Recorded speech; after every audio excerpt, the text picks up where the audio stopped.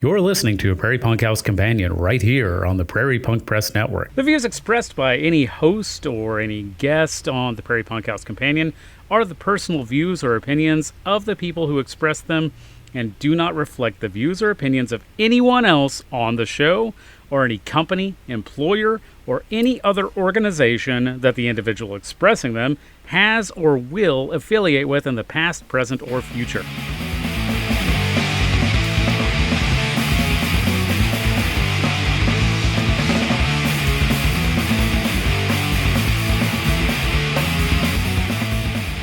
Hi, everybody, and welcome. You're listening to a Prairie Punk House Companion. We are on episode 4. I am Neckbone. Hi, I'm Ronbert. We're on episode 4 already? Yeah. Weird. We have a guest today. Our first guest. Our first guest. All right, so this is Ronbert. We were in bands together. We lived together. We went wild and create mischief wherever we went together. Hey, Ronbert. Yeah. What band were you in together? Well, let's start with the first one. Well, that would be Uncle Scam. Mm-hmm. And you played drums. And boy, did you and your brother piss Justin off by playing Who songs in between practicing our songs.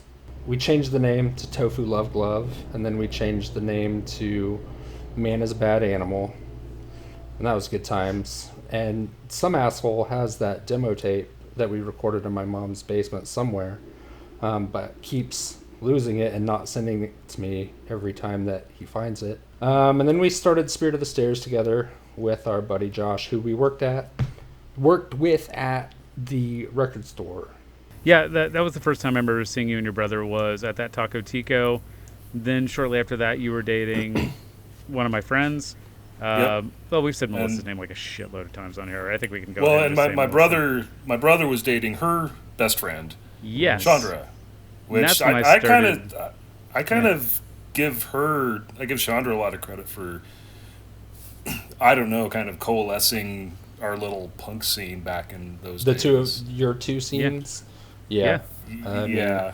That's probably because she was a few years older accurate than us, and kind of knew everybody from like Howard's and stuff. Right.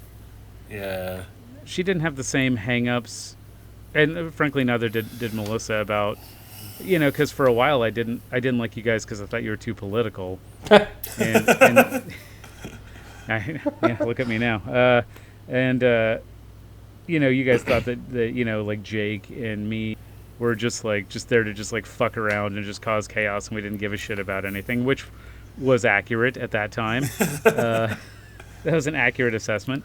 But yeah, Chandra kind of brought both of those worlds together. And the reason we were hanging out was because we now had a place to hang out. Like, first time I remember hanging out with you and your brother was at Chandra's apartment, or like hanging out with you guys on the reg. Yeah. Well, and that was before. I think that was before 27-21 even. Yeah, it was. Oh, and minor correction to that episode is I never actually lived at 27-21. Yeah, I realized that after we were done recording. I think I talked to you, and you were like, I never lived there. I was like, fuck. Well, I definitely did crash there at least once or twice.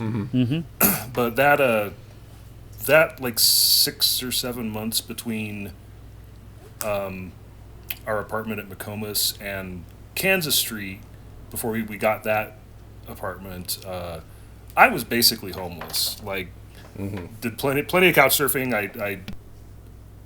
I think more often than not, I did have a friend's couch to crash on. But I did spend a number of nights on the streets. Most of the time I was staying at Chandra's, and that was after my brother had broken up with her. After they had split up. So that was kind of awkward. Yeah. And she had a place on Kansas Street also. Yeah. That's how I first discovered Kansas Street, was because she lived there. Well, and that's how my brother and I ended up finding an apartment next door. Right. Yeah. So I got a question, because I don't really know much about before we started hanging out. Were you into like political stuff, or were you just kind of not much at all and partying? Because I got introduced to the political side of punk rock through Justin mostly. I mean, obviously the music is political, but like as far as local politics go and shit like that, it came mostly from Justin. Got me involved in like the activist side of punk rock. Mm-hmm. Well, I think up until that point, the most political punk rock music I had listened to was probably NoFX, which, You were into the Dead Kennedys too, and I'd say they're more political. Oh, that's true. Yeah, they're pretty. They were pretty political. But I was pretty definitely very disillusioned and very much counterculture before I even really knew what punk rock was. Oh yeah, same. Mm-hmm. Punk rock just kind of was a way to kind of give a name to a lot of those I think sort of intuitive anti-capitalist tendencies that I've had. And also it was also very secular music scene. Oh, for sure. Yeah. And I was in the 8th grade when I basically became an atheist and didn't even know that was weird until high school. And somebody got really angry at me when I was like, "Well, I don't believe in God," and that was my first experience being like chided for not believing in God. Well, and you guys both went to public schools, right? For your entire Well, and I was kind of lucky. I was raised atheist. Okay. I was raised to respect other people's beliefs, but definitely taught from a very young age that religion was just didn't your dad pretty say bad it and not real. I'm pretty sure one of your dad's quotes was, "It's a bunch of hooey." Bunch of hooey. Yup. and had a lot of friction and some actual fights in grade school, middle school, high school, with evangelists. These other kids trying to shove their religion down my throat, and and hilarious and so typical. Like I would be the one that got in trouble for getting angry and trying to not be evangelized. Right. Part of freedom of religion is also freedom from it. So. Exactly. Well, and that's why I think I was so drawn to punk rock. Because not only was it very secular, if not outright anti-religious. Some certainly were. It was also kind of just a safe space where you were free we could just be weird. Yeah. I think one thing that we all have in common, even with our different backgrounds, is we were pretty relentlessly bullied all through school. Oh yeah. Just brutally. And the people that tormented us never stopped. No. If we tried to speak up for ourselves, we were shot down. If we tried to fit in, we were mocked. If we tried to fit in, we were punished. My middle school experience was trying to fit in and being mocked for it at every turn.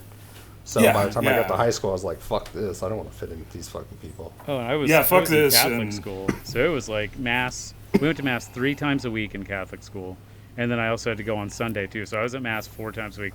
For anyone who doesn't know, mass is Catholic for church. In case there's anyone out there who doesn't know Catholic terminology, I'm unfortunately cursed with knowing all kinds of Catholic shit now for the rest of my life. But it does help church, though. It's like 2 hours of weird ceremony. No, my church was short. It was only an hour, so yeah. Okay. But there's a lot of weirdness and a lot of like people speaking like a lot of "Let us proclaim the mystery of faith," just like weird shit. And you're like, why? And you have to go through it's the same script. It's not like evangelical where they just get up there and just kind of talk out their ass. Like there's a script you have to follow, and nice fine pointy hat you have to wear if you're the top guy, And you have to get the bread and the booze out of the special little tabernacle, so it's holier or something. And it's just, even when I was a kid, I remember thinking like, and they would tell me stories from the Bible because we had mandatory religion class, and I remember thinking, well, that didn't happen. There's no fucking way that happened. Wait, she turned into a pillar of salt? Why salt?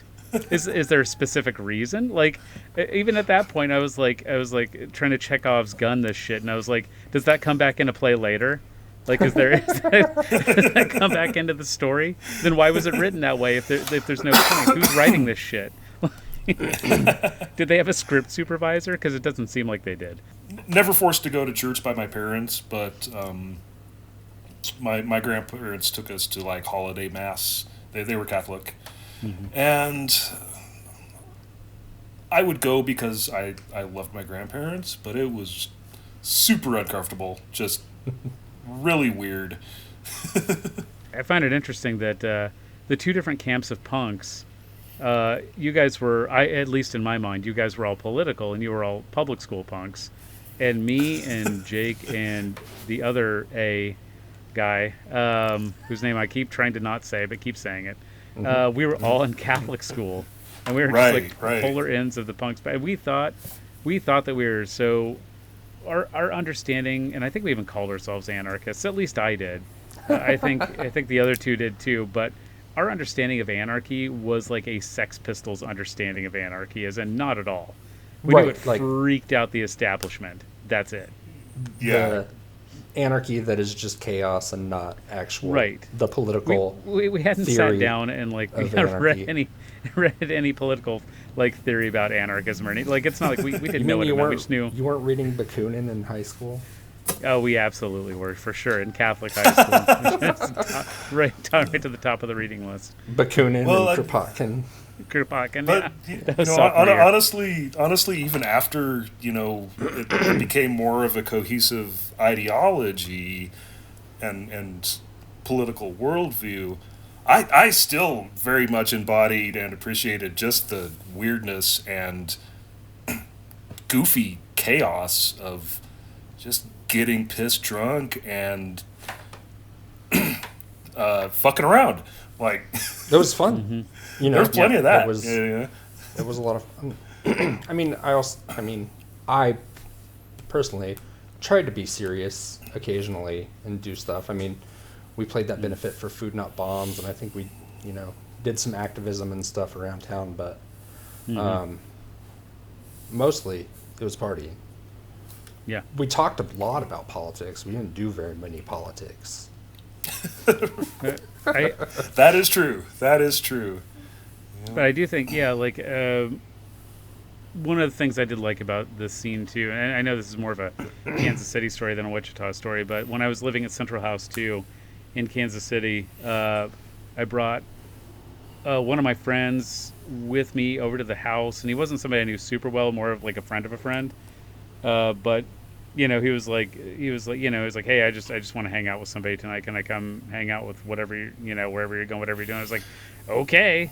So I took him to the Central House, and this guy was like, he was like cool in his own way, but I am not kidding, showed up in chainmail.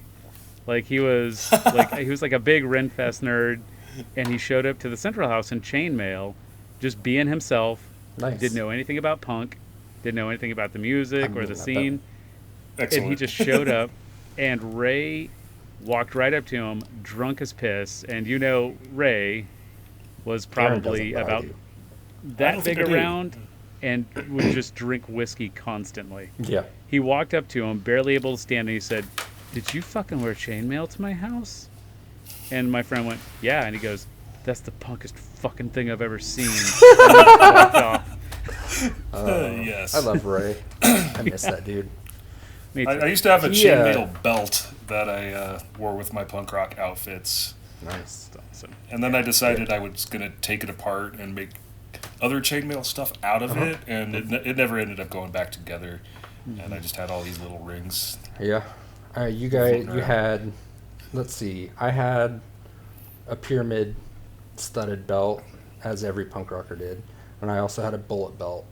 and it was really uncomfortable. I had a pyramid studded belt that I stole from my brother. Yeah. And I have one of your bondage belts in my mom's basement. One of No you shit. had. Yeah. It's still down I don't there. think I ever had one of those. That must have been I think it was his. Sean, your brother's. Yeah. It was red and black. That red and black one with the big bondage rings on it. Oh yeah, that They was used to his. wear all the time. Yeah. Yeah, But you that's guys in my had mom's basement. you guys all had Whoa. all the punk rock clothes. I was more of like a hoodie punk. Like I liked my hoodie and my t-shirts. Mhm. And like I tried to wear a leather jacket and get a couple spiky things. And I was like, oh, this isn't comfortable. And then I just started wearing a hoodie all the time.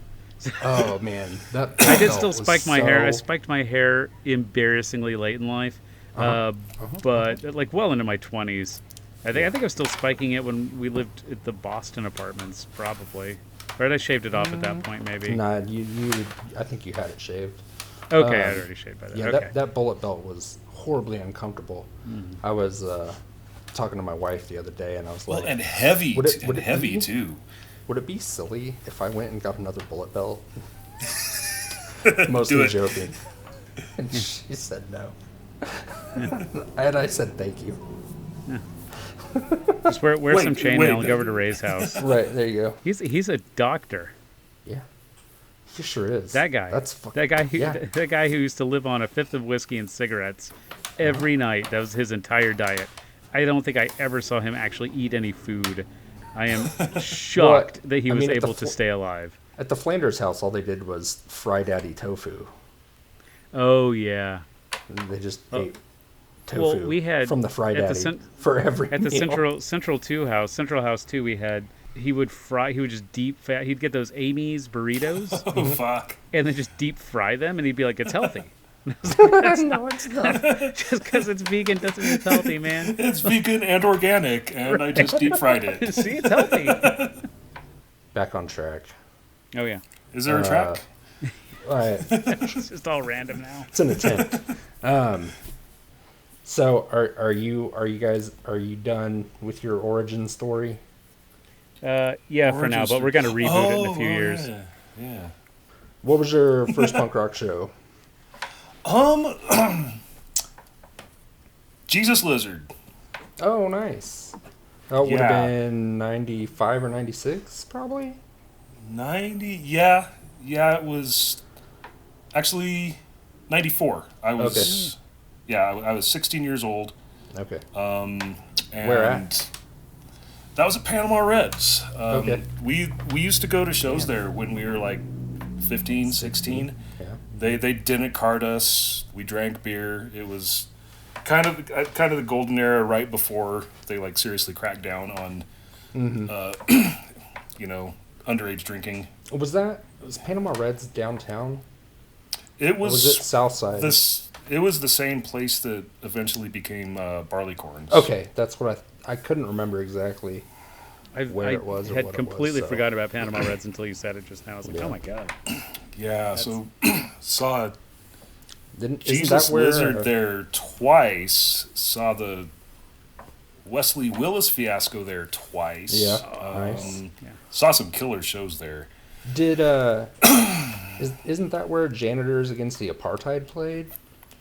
They did, but I did not go to that show. Oh, I went to that show. I had never heard of them. I still don't. I mean, I don't really even care for them. I just remember them because they had a song called "Breakfast Pastry," and in that song they played Star Wars. They played various Star Wars music, mostly Cantina. Oh, yeah. theme. And everybody went fucking nuts. So that was fun. I want to say that Voodoo Glow Skulls played that same night because I remember going back and forth. There were two shows that night. It was super weird. Oh, you know what? I'm pretty sure I went to the Voodoo Glow Skulls after that and was wasted. I was still in high school at that point, and there was this great big straight edge sharp from Andover, and he was at the Voodoo Glow Skulls, and I kept falling down, and he kept picking me up, and I thought it was really nice of a big straight edge skinhead to save me in the pit. Nice. Yeah, us skinny kids did not fare well in the mosh pits, man. No. Just got No, but I tossed heard around I and had beat a lot up. of friends. I had a lot of friends whose girlfriends were angry at me at ska shows for elbowing them in the face. Oh, the out of control skank. Yep. Yeah, yeah. I remember people complaining to me about it when we were hanging out a lot. Like they're Me? like, yeah, no, they would complain to me about you. They'd be like, "Hey, get Oh, your yeah. boy under control," and I'm like, There's no control in what do you want me to do? I He's don't just know. dancing. And you see how tall he is. Just kind of get out of the way a little bit. That's what I do. Yep. Just draw a line and draw a circle, and that's the no-fly zone. Do you want to correct any of our misinformation from last time? I think you said you had some gaps you could fill. Yeah, I'm always glad to fill in the gaps. And you guys left some gaping ones. I knew we would. So Now I wish I would have taken notes and made a Right. list. so you didn't live at 2721. I didn't live there. Not officially. There was some Kansas I've already Street made the misinformation. correction of how we first met. Uh-huh. Oh, there was some additional information. Oh yeah. Neckbone's carjacking experience, Oh, yeah. which is horrible, and I hate that you all had to go through that. But the funny thing, in addition to the fact that you found it the next day or later Yeah. the same day, It was the next day, yeah. they didn't really steal anything of value. The funny thing that I remember is what they left in there. Oh, Do what you did they remember- leave in there? There was a bag of Starburst candy and a box of condoms. Oh, that's right. That's right. I remember that. They were out to have a good time. Party time. Like, all right. We're going to get laid, and to show how grateful we are, we're going to give the ladies some Starbursts. Ladies love Starbursts. I completely forgot about that. I forgot that they left that in there. Yep. So, I intentionally left out some Kansas Street memories, just because I wanted to rehash them with you. One of which was that first winter. I don't know how many times it happened, but it seemed like every night we would bundle up and walk to Quick Trip and go inside and get sleazy cheesies, Yep. which are microwave pizzas. And we would Yep. sit behind Quick Trip by the dumpster and eat cheese pizzas, sleazy cheesies, and talk for like an hour and freeze our asses off by the dumpster and then walk back to Kansas Street. And I don't know why that memory is so fond to me. And I don't know if it even happened as many times as my brain says it did. But it seemed like it happened a lot. It regular happened a lot. occurrence, and was some of my favorite Kansas Street memories was going to Quick Trip and getting sleazy Yeah. cheesies. That was at the like Quick Trip 4 in the on morning. Douglas and Washington, right? Yeah, Douglas in Washington. Yeah, Yeah, I that used to was go a to that one all the good- time, too. That was a good Those were mile good walk, times. so. Yeah, that did happen a lot. And sometimes I just, try to remember why we did that. Why did we eat so much gas station food? You didn't have your 'Cause- kitchen 'cause- was fucking disgusting. Well, the kitchen was horrible, and after that one episode, we didn't have any dishes.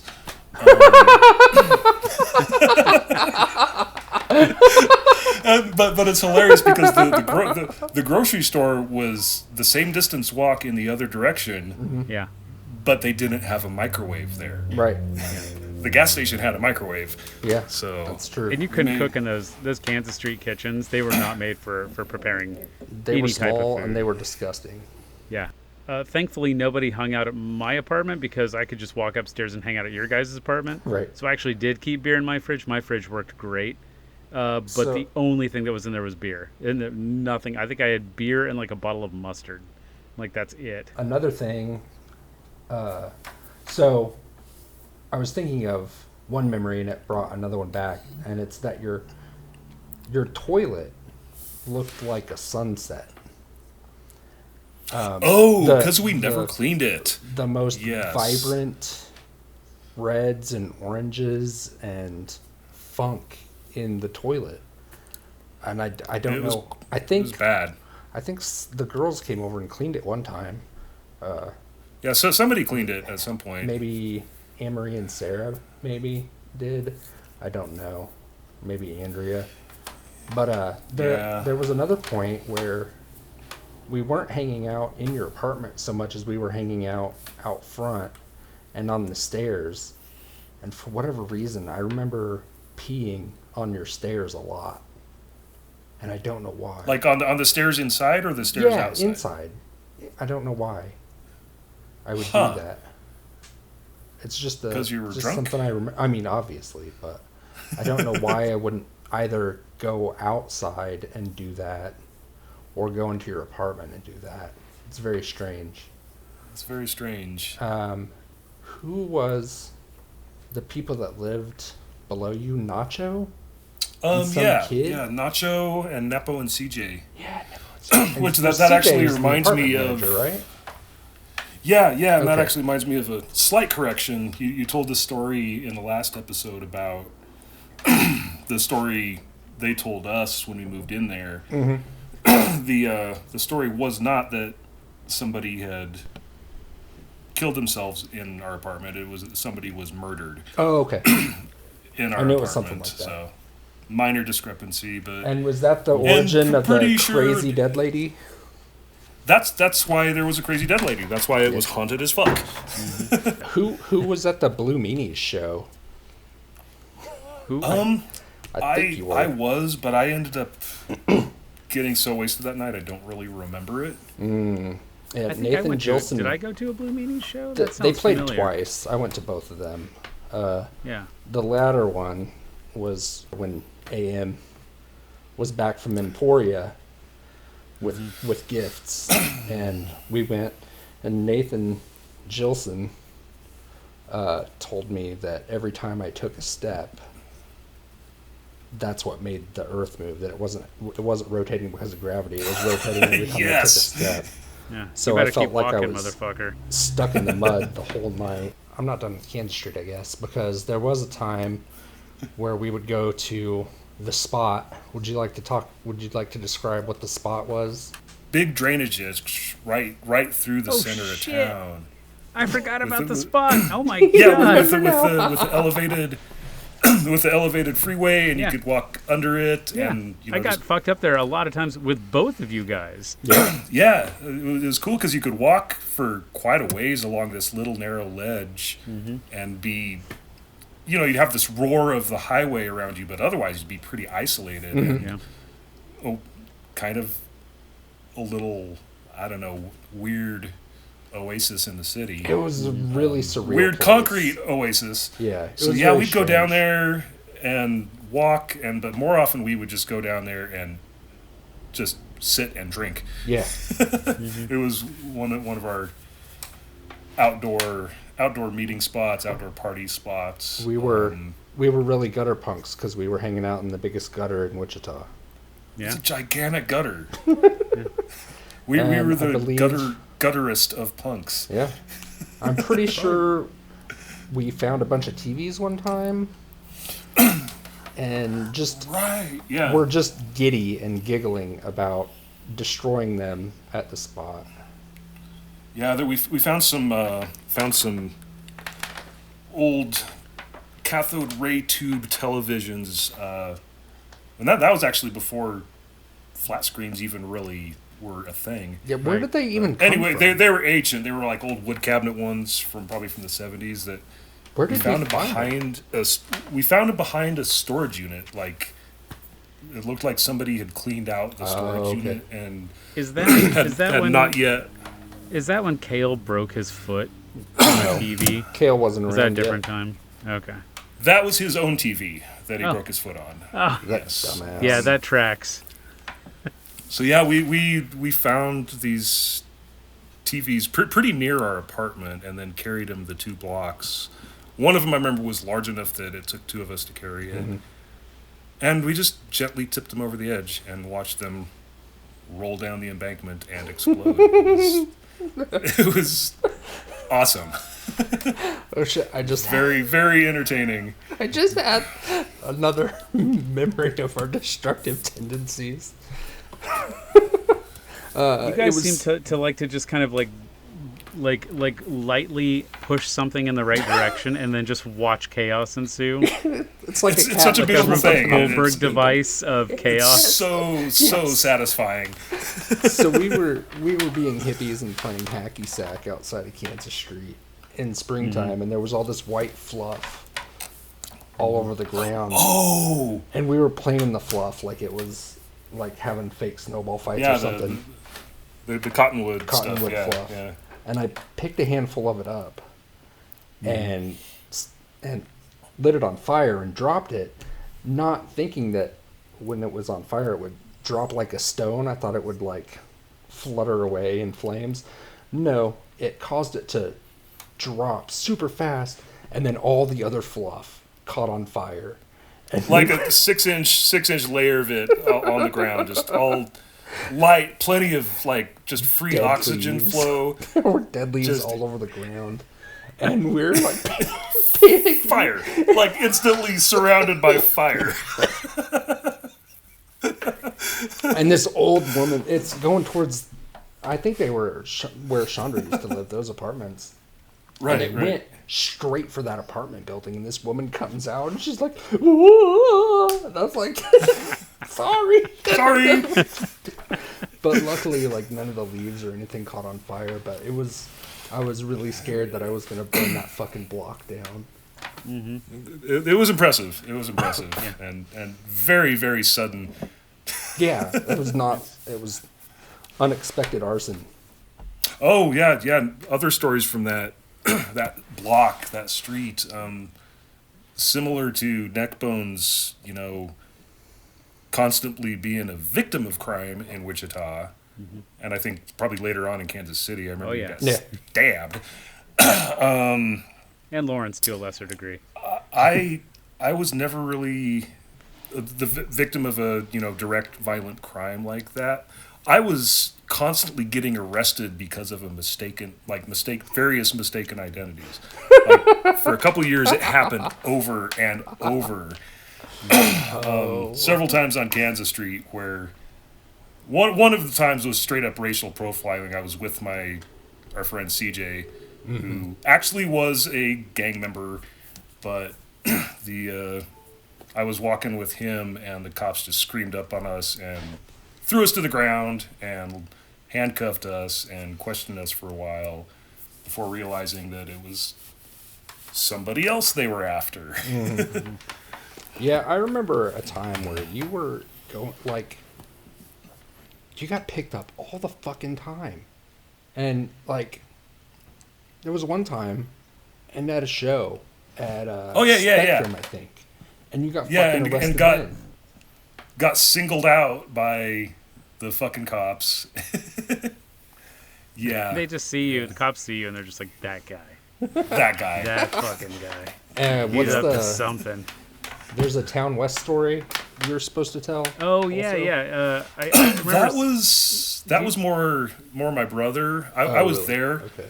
I thought didn't you blow a kiss to the security guard, or was that your brother? That's That was okay, so it was me, my brother, Jason Dallas, and Tim. And we got in some trouble because they had this.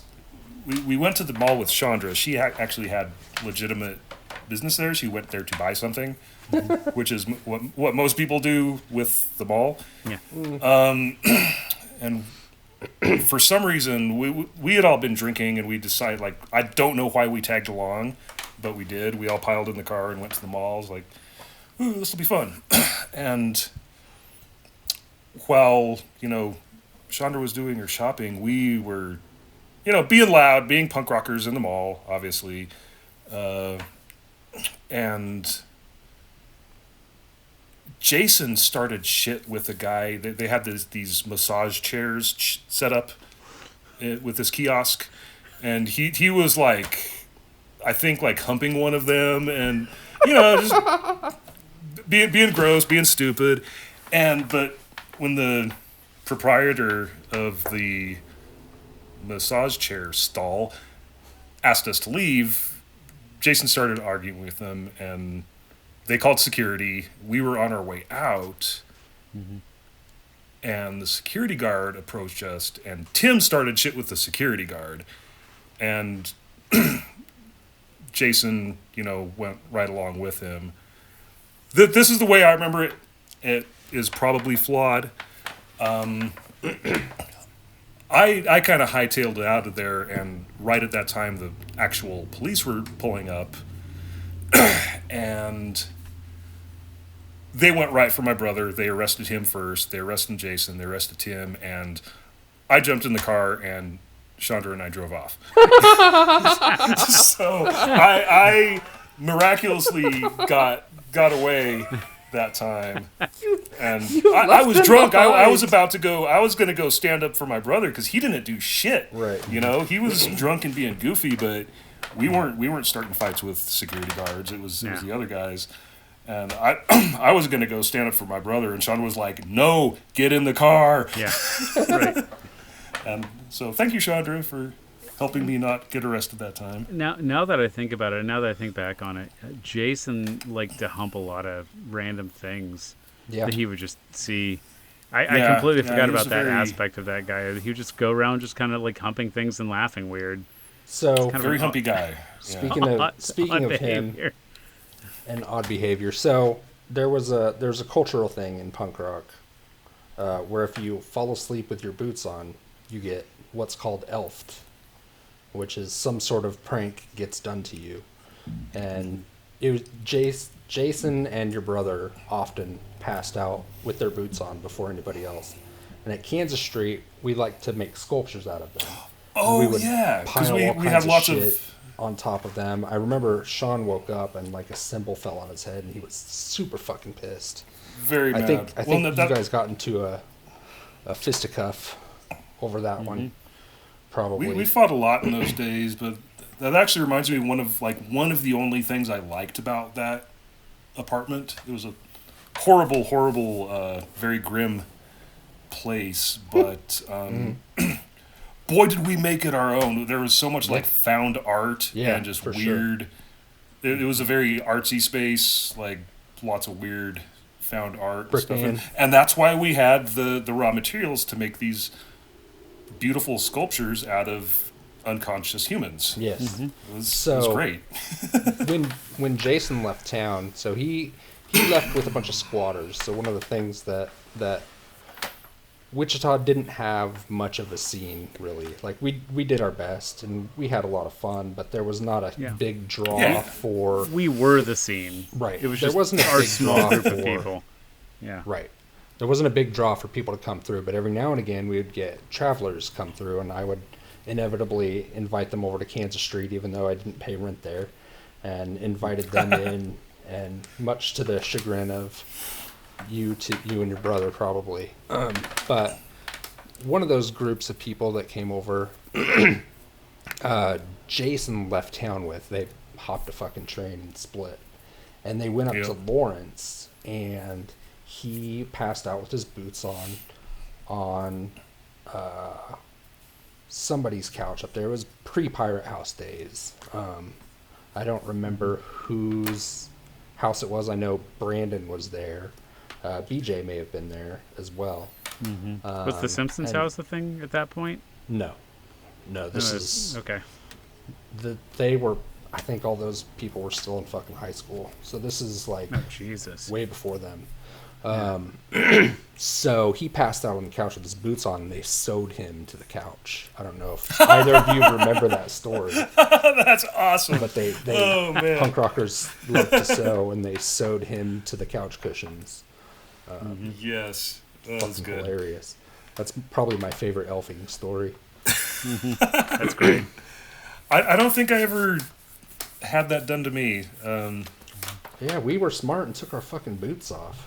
Yeah, we stayed up later than everybody else. Or were the last ones drinking? Jesus. Yeah, I think I was always either one of the last ones to pass out, or the first thing I would do is remove my boots or shoes as soon as I walked in somewhere. I'd be like, "He's coming off," I'm gonna set them over here, and we're good. Especially at that time, like the only reason to go, if you were there and you were partying, the only reason to go outside would have been to smoke. But so many of those houses, people just smoked inside them anyway. And then Jason lived across the street, and of course there was smoking in his place too. Yeah, his place and was so foul. He had that was. cat for a while, and he just let that cat like piss and shit everywhere. Yeah. And there was like a hole in his bathroom wall or something. I just remember the only way to get to the bathroom was through his bedroom. Yeah, he had to go through his bedroom. Mm-hmm. His disgusting ass bedroom just to get to the bathroom.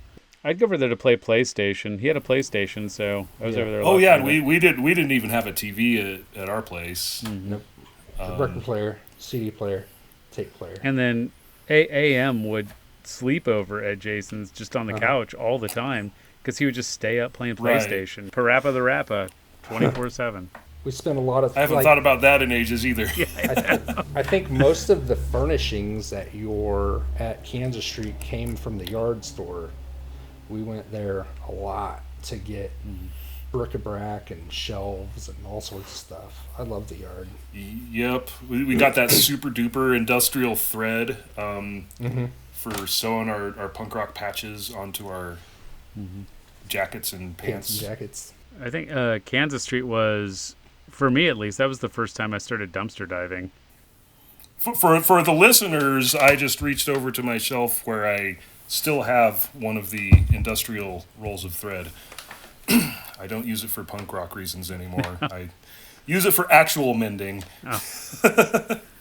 I thought of a new fake musician name. We used to do this often, but the other day I called one of my kids a rascal, and then I called her a rapscallion. And then I was like, I wonder if there's a band called Rapscallion.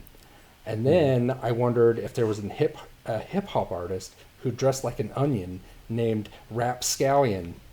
Yeah. There we go. Oh man, you just came up with another movie idea. There we go. That's movie number 4. Nice. Of scripts we have to write. The Rapscallion. So yeah, we're coming up with movie ideas. Sweet. I came up with 3. I think spectacular movie ideas the other day. It could be like an Edgy Veggie Tales.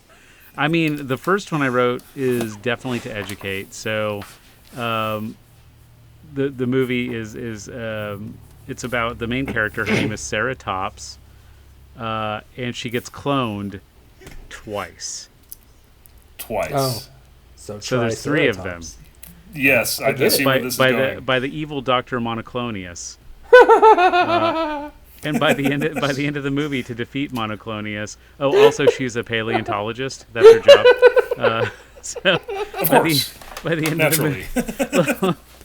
end of the movie, she discovers she has the secret power that when she combines with the other 2, she can actually turn into an actual Triceratops. And that's how she defeats Monoclonius. Because if she doesn't turn into a Triceratops, then what's the point of the fucking movie? We need to Mm-hmm. add some sort of like. Thing like Captain Planet. They each had a ring. And they put their rings together and it made Captain Planet.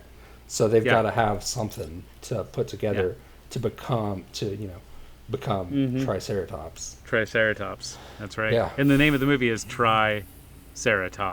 Uh-huh. Because there's 3 of them. Yeah. See what I did there? Wait. Hear me out. What if it's? But she's got to try to do it. So try, comma, Ceratops.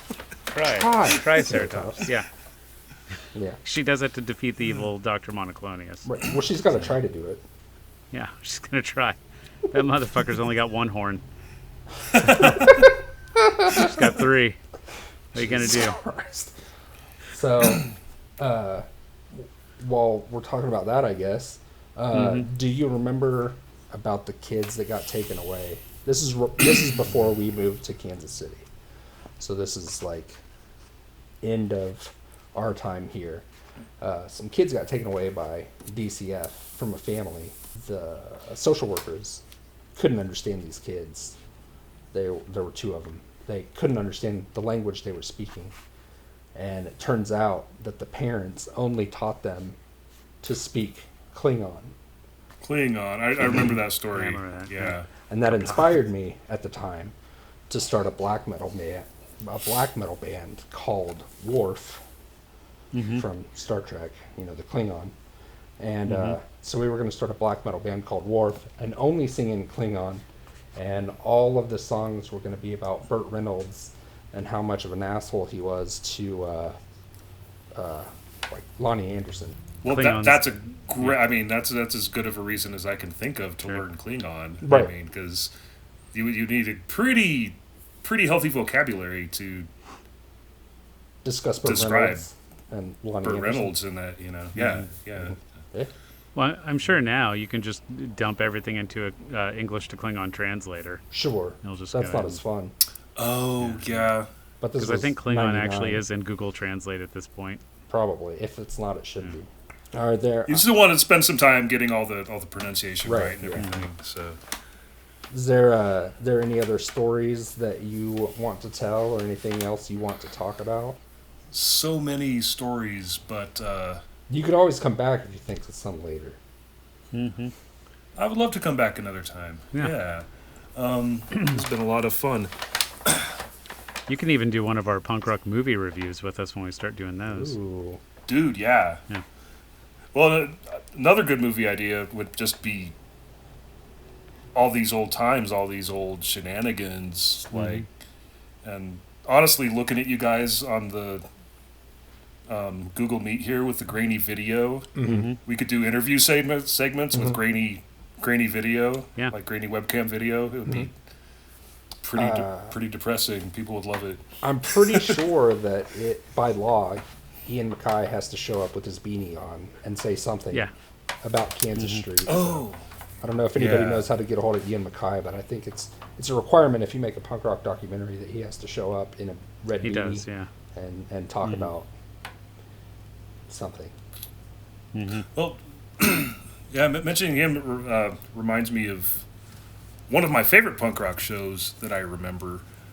Fugazi in a basically abandoned warehouse in Kansas City. At Altorion? Yep.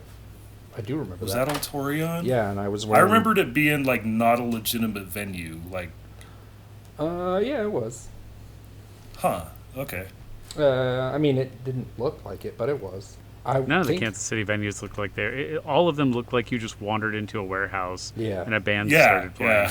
Yeah. No, they had but there was a studio there, and there was band practice spaces there, and all sorts of stuff. I think Skinheads ran it.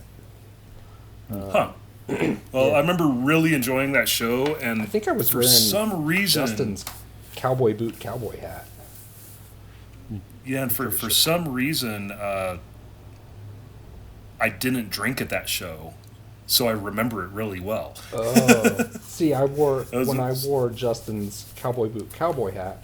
Those were hat nights, and when I wore the hat for hat night, I made it a point to black out. Like it was my goal to get blacked out. So I don't really remember it very well.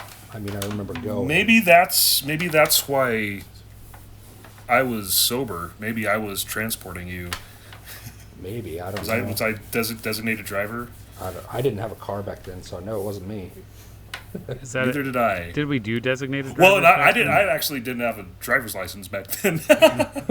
I drove people's cars when they let me, but I never had a license. I was definitely one of those people who was like, oh, I drive better when I'm drunk anyway because I'm more careful. I'm paying more attention. And I believed it. I believed it. Even when I was sober, I believed it. I was like, yeah, I'm a pretty good driver when I'm drunk. That's probably a good idea. I mean, you were decent. I mean, we're still here. So we didn't die. You didn't get a DUI. Oh boy. So many nights driving between Kansas City and Lawrence. Yeah. Just hammered. It's probably better that my car couldn't get up to highway speed, so we had to take back roads. Yeah. That is probably what saved us, is we were not going 80 miles an hour on I-70. Yeah. Instead, might have saved your life. We were going barely hitting 50 miles an hour on K10. On Highway 40. Remember Highway 40? Oh yeah. Yeah, it goes through Tonganoxie. Sweet. Well, thanks for hanging out with us. It's good to see you on a tiny screen. I haven't seen you in a long time. I haven't seen either of you in way too long. It's been, I think, 2008. I flew from Chicago to Denver.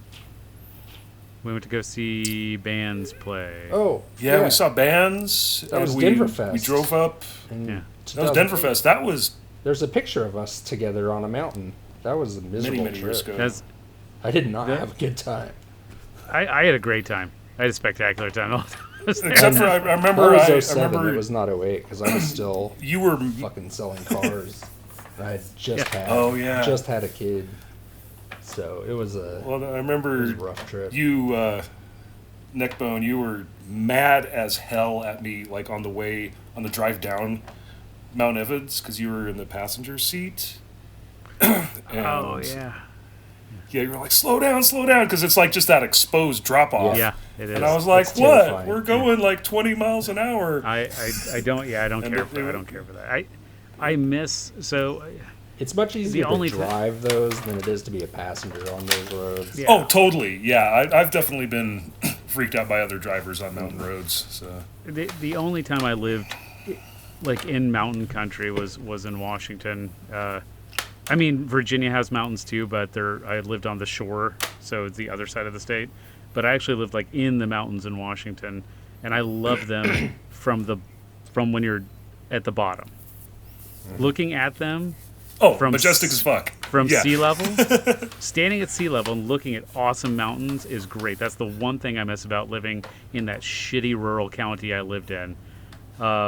Yeah, there was a Yeah. bunch of rednecks rolling coal and fucking Trump flags flying all over the place, but fuck, the mountains were gorgeous, and I do actually miss that. I don't miss going into the tops of the mountains. So that's stay at the bottom. That's good. Can appreciate them from afar.